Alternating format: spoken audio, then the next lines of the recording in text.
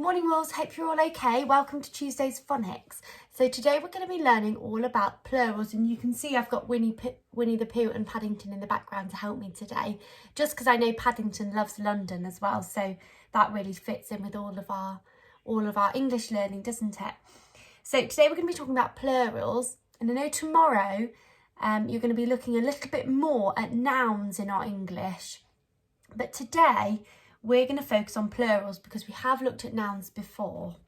Okay, so we're learning that singular means one and plural means more than one, and we're going to learn whether we need to add s or es to the end of words to make them plural.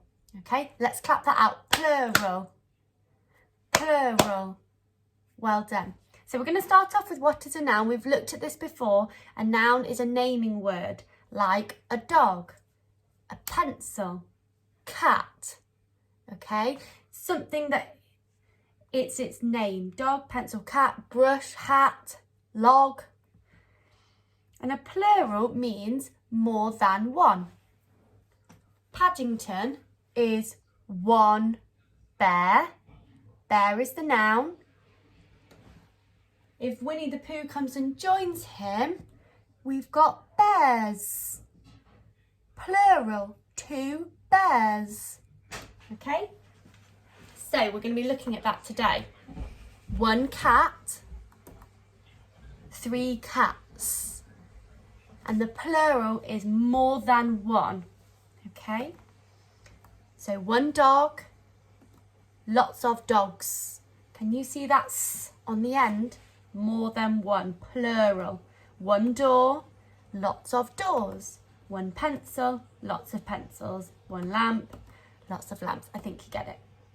Now, when we're changing words from singular to plural, we've got to be really careful. And we're just going to look at two of those rules today. For most words, when we make it plural, we just add s on the end. I want you to blow on your magic finger. We're going to write it in the air. Up and over, stop, and like a snake. Up and over, stop, and like a snake. We just add a s on the end for most words. One pair, three pairs. One desk, two desks. You get the idea. So dog would become dogs, train would become trains. We just add that s like a snake sound onto the end. But if the word ends in one of these sounds, we're going to add es. Are you ready to see those sneaky sounds? We've got sh. Well done. So if it ends in sh, we're going to add es. If it ends in ch, chop the word, we're going to add es. If it ends in s, blower, kiss, we're going to add es. If it ends in a s already, we're going to add an es. If it ends in x, fox in a box, we're going to put es on the end. And if it ends in z, zip your coat, we're going to add es on the end. Okay, so these are the 6 sounds that you need to listen out for really carefully to find out whether when you're making it plural, you're just going to add one s or an e and an s together. Okay, so let's just look at these one more time. We've got sh, ch, s, s, x, and z. Okay. To change these words into plurals, add es. So we've got one brush. It ends in that sh sound, one brush. So are we going to add an s or an es to make it plural? Well done. We're going to add an es on the end. 2 brushes. One box. Ooh, it ends in x. So we're going to add a es. 2 boxes. We've got glass, glass, well done, ES. A pair of glasses. We've got dish, dish. Are we going to add an S or an ES to make more than one?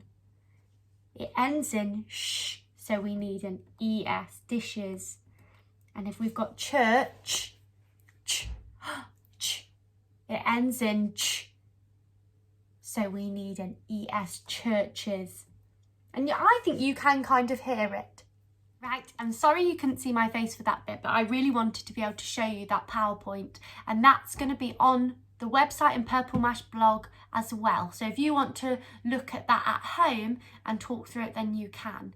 Okay, now I'm going to go for a little hunt around my house. I've already found one plural right behind me, and I think I've just spied another one actually. So I'm going to go have a look around my house to see what singular and plural things I can find, and if I can figure out whether I'm going to use S or ES for them. Okay, so my first one I found was bears, bear. Now, what sound does bear end in? Air, well done, air. Was air one of our sounds where we needed ES? No, it wasn't, so it's just going to be a S on the end. And I've also thought of another one. I've got one book, two books. Now let's listen for that last sound in our singular. B, k, book. Was k one of our sounds that we needed to be careful of? No, just a S on the end. Okay, so I'm going to go have a little hunt around my house and see if I can find some singular nouns that end in one of those sneaky sounds and some that don't, and I'll let you know what I find. Pig, singular. Two guinea pigs, plural. Guinea pig, guinea pigs. There you go. Pig ends in G, p, ig. Pig, so we know that it's an S, not an ES. One gerbil, singular. Come on then.